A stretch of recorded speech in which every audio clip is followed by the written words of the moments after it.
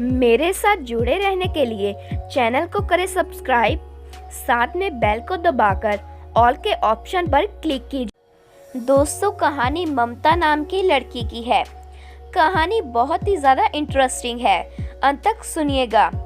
ममता एक बेहद ही सुंदर और जवान लड़की होती है। ममता के घर उसके माता पिता और उसका एक छोटा भाई होता है। ममता काफ़ी मॉडर्न ज़माने की लड़की होती है। वह कॉलेज में पढ़ने वाली लड़की होती है। ममता काफ़ी फैशन करती होती है। उसे नई जीन्स पहनना, टी शर्ट पहनना, लिपस्टिक लगाना बहुत अच्छा लगता था। मोहल्ले में सभी लड़के ममता से शादी करना चाहते थे, लेकिन ममता अपनी खूबसूरती पर बहुत गरूर करती थी और किसी से बात नहीं करती थी। वहीं मोहल्ले की सभी लड़कियां ममता की खूबसूरती से जलती थी। ममता अपनी स्कूटरी पर कॉलेज जाती थी और कॉलेज में सभी उसे ही देखते थे। वहीं ममता बहुत जवान होती जा रही थी और उसके लिए कई लड़कों के रिश्ते आ रहे थे। ममता के परिवार वाले काफी पैसे वाले थे, इसलिए सभी अपने लड़के की शादी बेटी ममता से करवाना चाहते थे। लेकिन ममता के माता पिता भी ममता की शादी ऐसे लड़के से करवाना चाहते थे जो अमीर हो, पैसे वाला हो। इसलिए एक दिन ममता की माँ ममता के कमरे में जाती है। ममता बेड पर बैठी होती है। ममता की माँ ममता से कहती है, बेटा, तुम्हारे लिए बहुत से लड़कों के रिश्ते आ रहे हैं, तुम कैसे लड़के से शादी करना चाहती हो? तो ममता कहती है, जिस लड़के से आप मेरी शादी करवाएंगे मुझे मंजूर है। बस लड़का हैंडसम, स्मार्ट और पैसे वाला होना चाहिए, ताकि वह सारी जिंदगी खुश रहे। ममता की ये बात सुन ममता की माँ बहुत खुश होती है। ममता हमारी कितनी इज्जत करती है, वरना आजकल के बच्चे अपनी मर्जी से शादी कर लेते हैं। इसके बाद ममता के माता पिता ममता के लिए एक पैसे वाले लड़के का रिश्ता ढूंढते हैं। तभी एक दिन ममता के पिता को एक जगदीश नाम के लड़के का रिश्ता आता है। लड़का काफी पैसे वाला, अच्छे घर का होता है और अच्छी नौकरी वाला होता है, लेकिन उसका रंग सांवला और वह उम्र में थोड़ा ज्यादा होता है। पहले ममता के पिता लड़के को देख रिश्ते के लिए ना कर देते हैं, लेकिन फिर जगदीश के पिता ममता के पिता से कहते हैं वह उन्हें 1.5 लाख रुपए दहेज के साथ देंगे। और ये ऑफर सुन ममता के पिता की नीयत बदल जाती है। वह शादी के लिए हाँ कर देते हैं। इसके बाद घर जाकर ममता के पिता ममता से बात करते हैं और कहते हैं, मैंने तुम्हारे लिए एक ऐसे लड़के का रिश्ता ढूंढ लिया है। तो ममता कहती है, अच्छा, कौन है वो लड़का? तो ममता के पिता ममता को लड़के की तस्वीर दिखा देते हैं और जगदीश की तस्वीर देख ममता कहती है, ये कौन है? वह इससे कभी शादी नहीं कर सकती, क्योंकि जगदीश का रंग काफी सांवला होता है। ममता जगदीश की तस्वीर को फेंक कर मारती है। तो ममता के पिता ममता से कहते हैं, देखो बेटा, ये मेरी इज्जत का सवाल है। मैंने जुबान दे दी है और बदले में हमें 1.5 लाख रुपए भी मिलेंगे। ये सुन ममता चौंक जाती है कि उसके पिता ने 1.5 लाख के बदले उसका रिश्ता एक अनजान आदमी से जोड़ दिया। मजबूरी में आकर ममता शादी के लिए हाँ कर देती है, जिसके बाद ममता और जगदीश की शादी की तैयारियां शुरू हो जाती है। शादी का दिन भी तय हो जाता है, जिसके बाद जगदीश और ममता की शादी होती है। शादी वाले दिन ममता खूब सजती संवरती है और लाल रंग का सुंदर सा लहंगा पहनती है।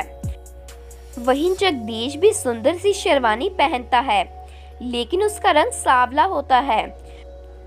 शादी के मंडप में जब जगदीश और ममता बैठे होते हैं, तो उनकी जोड़ी को सभी देखते हैं कि लड़का सांवला है और लड़की इतनी सुंदर गोरी रंग की है। ममता भी मन ही मन सोच रही थी कि कहाँ वह ऐसे लड़के से शादी कर बैठी जिसकी सूरत ही अच्छी नहीं।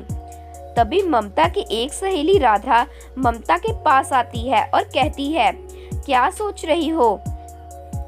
तो ममता कहती है, कुछ नहीं। राधा फिर से ममता से पूछती है, बताओ ना, क्या बात है? तो ममता कहती है, तुम्हें भी तो दिख ही रहा है ना, मैं जगदीश से शादी बिल्कुल नहीं करना चाहती। तो राधा ममता से पूछती है, क्यों? ममता कहती है, मेरी जगह तुम होती तो क्या शादी कर लेती? तो राधा कहती है, देख ममता, मेरा पति भी सांवले रंग का ही है, लेकिन वह दिल का बहुत साफ है। भगवान ऊपर से ही जोड़ियां बनाकर भेजता है और हमें वही स्वीकार करनी चाहिए। राधा की ये बातें सुन ममता सोच में पड़ जाती है और उसकी शादी जगदीश से हो जाती है, जिसके बाद ममता जगदीश के साथ उसके ससुराल में चली जाती है। ममता तो अभी भी ये सोच रही थी कि काश उसकी शादी किसी स्मार्ट लड़के से होती। ये सोच ममता उदास सी थी, लेकिन वही जगदीश ममता से बात करना चाहता था, जिसके लिए वह ममता को एक दिन गिफ्ट लाकर देता है, जिसमें ममता के लिए एक सुंदर सा सूट होता है। ममता को वह सूट अच्छा लगता है और वह अलमारी में रख देती है, लेकिन जगदीश से वह अभी भी अच्छे से बात नहीं करती। वह उससे चिड़ी सी रहती थी। जगदीश हर दिन कोशिश करता था कि किसी तरह ममता उससे बात करे, लेकिन ममता अपने काम में ही व्यस्त रहती थी। एक दिन जगदीश ममता को बाहर घुमाने ले जाता है। वह उससे कमरे में आता है और ममता को उसके साथ चलने के लिए कहता है। ममता पहले सोचती है वह जगदीश को ना कर दे, लेकिन फिर वह सोचती है सास ससुर क्या सोचेंगे, इसके लिए वह जगदीश के साथ चली जाती है। जगदीश ममता को इम्प्रेस करने के लिए हर एक कोशिश करता है। जगदीश ममता को आइसक्रीम खिलाता है। जब दोनों आइसक्रीम खा रहे थे तो सभी उन्हें ही देख रहे थे, क्योंकि उनकी जोड़ी काफी अलग थी। ममता को यह बहुत अजीब लग रहा था कि लोग उन्हें देख रहे हैं। ममता गुस्सा होकर घर जाने लगती है।